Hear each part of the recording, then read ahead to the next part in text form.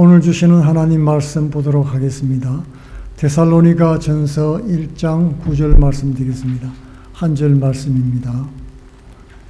신약 성경 329페이지 329 New Testament Thessalonians chapter 1 verse 9. 제가 봉독하겠습니다. 저희가 우리에 대하여 스스로 고하기를 우리가 어떻게 너희 가운데 들어간 것과 너희가 어떻게 우상을 버리고 하나님께로 돌아와서 사시고 참되신 하나님을 섬기며 또 죽은 자들 가운데 다시 살리신 그의 아들이 하늘로부터 강림하심을 기다린다고 말하니 이는 장래 노하심에서 우리를 건지시는 예수시니라. 아멘. 오늘 이 본문 말씀으로 하나님만 섬기라는 제목으로 은혜를 나누기를 원합니다. 성경을 읽을 때 우리가 종종 오해하는 일들이 많이 있습니다. 성경에 나오는 이스라엘 사람 얘기가 있지요. 그럴 때 우리는 이스라엘 사람과 이방인 중에 우리 자신을 이스라엘 사람에 대입을 시키는 경향이 있습니다. 그렇죠. 영적으로는, 믿음으로는 하나님 자녀가 된 것은 맞습니다. 그러나 육신적으로 태생으로는 이스라엘 사람이 아니죠. 또 자신을 처음부터 거듭난 사람으로 생각하고 성경을 읽는 경우가 있습니다. 바리새인과 세리의 기도를 비유를 들을 때 나는 적어도 바리새인은 아니라고 생각을 하는 것입니다. 우상 숭배도 마찬가지입니다. 신자들은 최소한 하나님을 믿는 사람이니까 우상 숭배는 안 한다고 생각을 하는 것입니다. 나는 우상 숭배자는 아니다 라고 생각을 하지요. 하지만 실상은 그렇지 않다는 것입니다. 우상은 불신자만의 이야기가 아닙니다. 우상은 더 이상 이방민족만의 이야기가 아니라는 데 문제가 있는 것입니다. 우상은 모든 신자가 당면한 실제적인 문제인 것입니다. 오늘도 성도들이 힘써 싸워야 되는 치열한 영적인 문제입니다. 신자도 얼마든지 우상 숭배자가 될 수 있고 이미 우상 숭배자일 수도 있습니다. 십계명의 제1계명인 너는 나 외에 다른 신을 내게 두지 말라. 이 계명은 행위의 문제가 아니고 마음의 문제이기 때문에 그런 것입니다. 기독교 신자들은 적어도 예배드리고 찬양하고 기도하지요. 그렇기 때문에 행위로는 제1계명을 잘 지켰다고 생각할지 모르는 것입니다. 그러나 율법은 행위 문제가 아니라 마음의 문제입니다. 바리새인과 서기관들이 11조를 비롯해서 각종 율법을 잘 지켰다고 스스로 의롭게 이겼지요. 그러나 예수님은 너희가 율법 중심인 의와 인과 신은 버렸다고 지적을 하신 것입니다. 행위 이전에 마음이 중요하다는 것이지요. 마음속에 하나님보다 더 의지하는 것이 있고 하나님보다 더 사랑하는 것이 있고 하나님보다 더 사모하는 것이 있다면 이미 마음속으로 10계명의 1계명은 산산이 부서지고 만 것입니다. 그러므로 오늘 이 시간은 우상의 실체가 무엇인지 살피고 어떻게 우상숭배의 덫으로부터 자유할 수 있는지 그리고 우리 하나님만 섬기는지 교훈받기를 원하는 것입니다.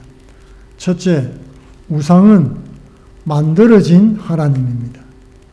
구약 성경에는 우상과 함께 나오는 단어들이 많이 나오고 있습니다. 새긴 우상, 만든 우상, 조각한 우상, 부어 만든 우상, 그런 말인 것입니다. 출애굽기 10장 4절에 너를 위하여 새긴 우상을 만들지 말고 그리고 또 어떤 형상도 만들지 말라고 했던 것입니다.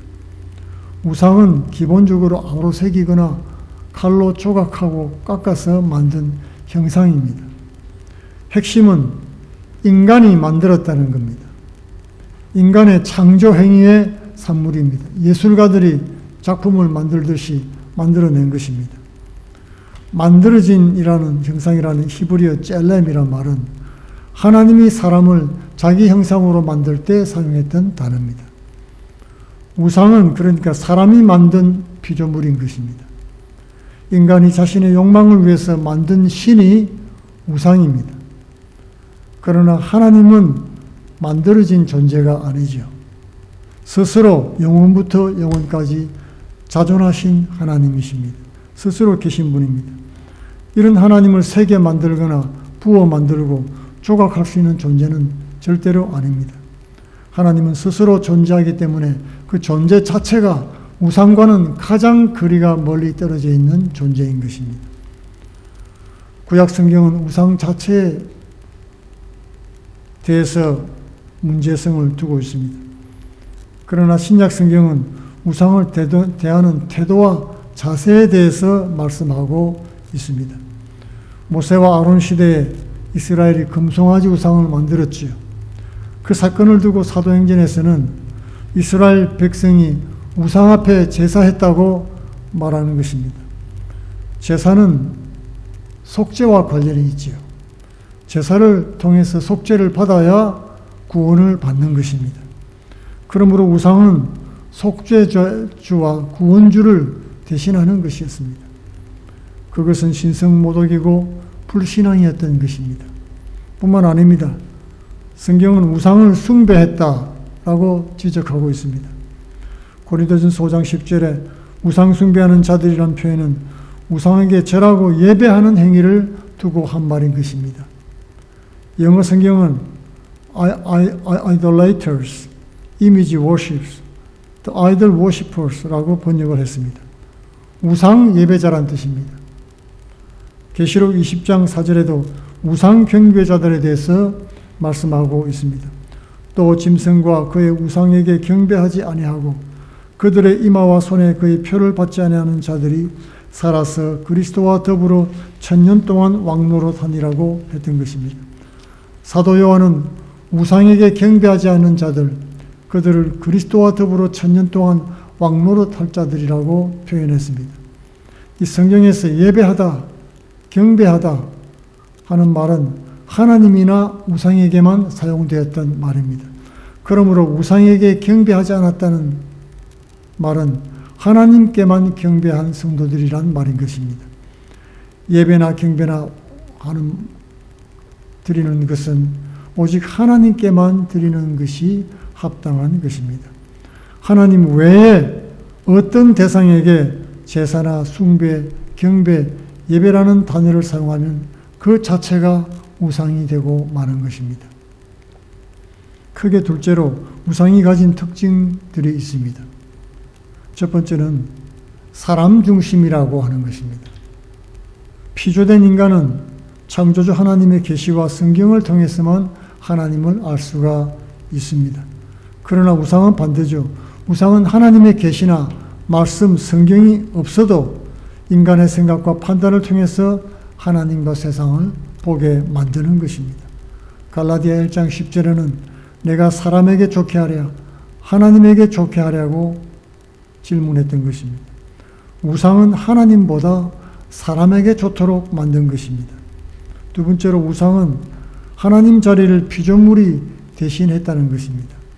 창조주와 피조물이 역전됐습니다. 처음에 아담과 하와에게는 여호와 하나님만 하나님이고 창조주였습니다. 그러나 사단의 유혹에 빠지게 되자 선악과가 먹음직하고 보암직도 하고 지혜롭게 할 만큼 탐스럽기도 한 하나님으로 역전되었던 것입니다. 이렇게 우상은 하나님 외의 것이 하나님 자리에 대신 올라가서 하나님 행세를 하는 것입니다.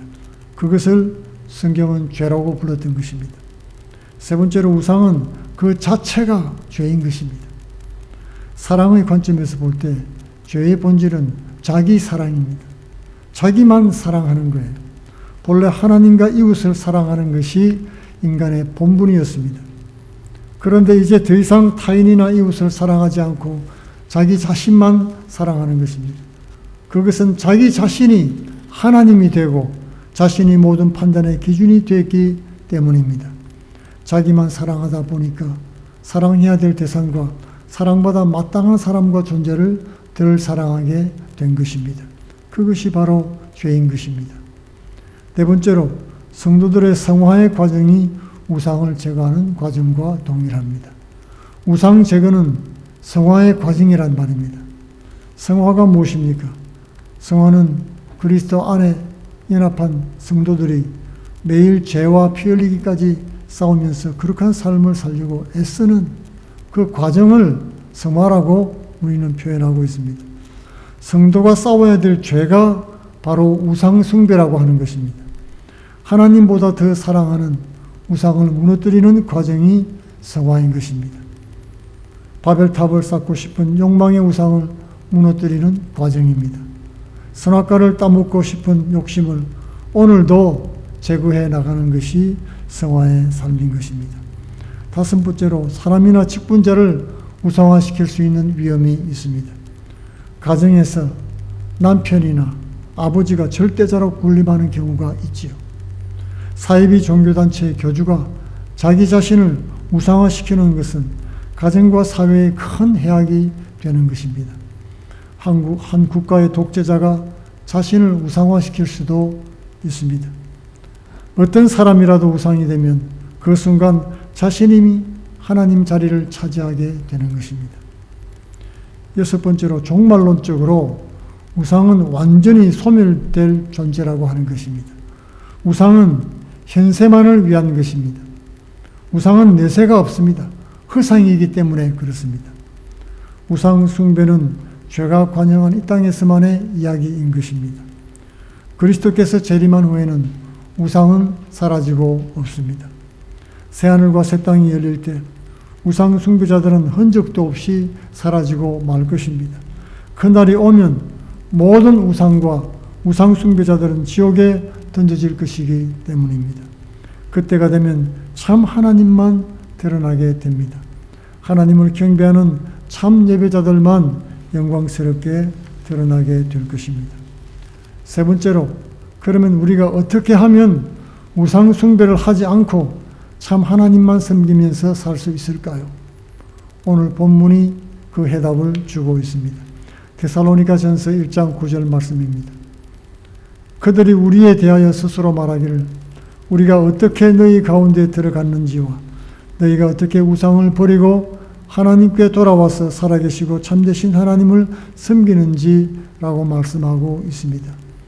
바울 사도는 우상을 숭배하지 않고 하나님을 섬기는 방법을 세 가지로 나타내고 있습니다. 그것은 바로 우상을 버리고 하나님께 돌아와서 살아계시고 참되신 하나님을 섬기는 것이라고 말씀하고 있습니다. 그 첫 번째, 우상을 버려야 한다는 것입니다. 버리는 것입니다. 이것은 세상에서 섬기던 것들을 버리고 그리스도께로 회심하는 것을 말합니다. 하나님께 나오는 자는 먼저 우상을 버리고 떠나야 되는 것입니다. 단순히 돌아서는 것만으로는 부족합니다. 그것은 참된 회심이 아닌 것입니다. 우상을 버린 후에 하나님께로 돌이켜야 되는 것입니다. 진정한 돌이킴은 생각 속에서만 일어나면 안 됩니다. 실제로 돌이키는 행동이 따라와야 하는 것입니다. 그럴 때 회심한 것을 나도 알고 세상도 알고 하나님도 알게 되는 것입니다. 두 번째로, 우상을 버린 후에는 하나님께로 돌아와야 됩니다. 어떤 사람은 한 우상을 버린 후에 또 다른 우상으로 돌아가는 사람이 있습니다. 그것은 진정으로 돌이킨 것이 아닌 것입니다.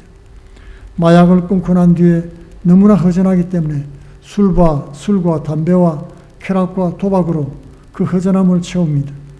그것은 진실로 우상을 버린 것이 아닙니다. 우상을 갈아탄 것에 불과한 것입니다. 오늘 본문 말씀대로 우상을 버린 후에는 반드시 하나님께로 돌아와야 하는 것입니다. 하나님께로 돌아와야 진실로 우상으로부터 돌이킨 것이 되는 것입니다. 셋째로, 살아계시고 참되신 하나님을 섬기는 일입니다. 우상을 버리고 하나님께 돌이킨 후에는 하나님을 섬기는 일까지 이루어져야 진정으로 우상이 제거되었다고 할 수 있습니다. 우상 숭배는 우상을 하나님으로 섬기는 것이기 때문에 그 핵심이 무엇입니까? 누구를 섬기느냐에 있는 것입니다. 다른 말로 말하면 내 삶의 왕이 누군가 하는 것입니다. 대부분의 사람들은 돈이나 물질을 왕으로 섬기지요. 명예나 쾌락도 왕이 되어서 사람들의 경배를 받습니다. 내가 현재 누구를 혹은 무엇을 섬기느냐 따라서 영적인 색깔이 좌우되는 것입니다. 하나님을 섬기느냐 아니면 하나님 외의 것을 섬기느냐 둘 중에 하나인 것입니다. 마태복음 6장 24절에는 아무도 두 주인을 섬길 수 없다고 했습니다. 그렇게 되면 한 편을 미워하고 다른 편을 사랑하든가 아니면 한 편에게는 충성을 다하고 다른 편은 무시하게 될 것이라고 했습니다. 너희는 하나님과 재물을 겸하여 섬길 수 없다고 했던 것입니다. 우리 속에는 두 신이 공존할 수가 없다는 것입니다.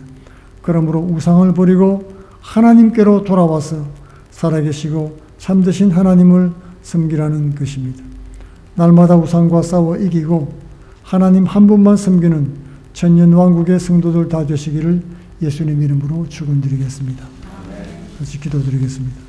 고마우신 아버지, 하나님의 놀라운 사랑과 은혜로 아들 예수 그리스도를 우리에게 주시고 우리를 구원해서 하나님 자녀 삼아주시니 감사합니다.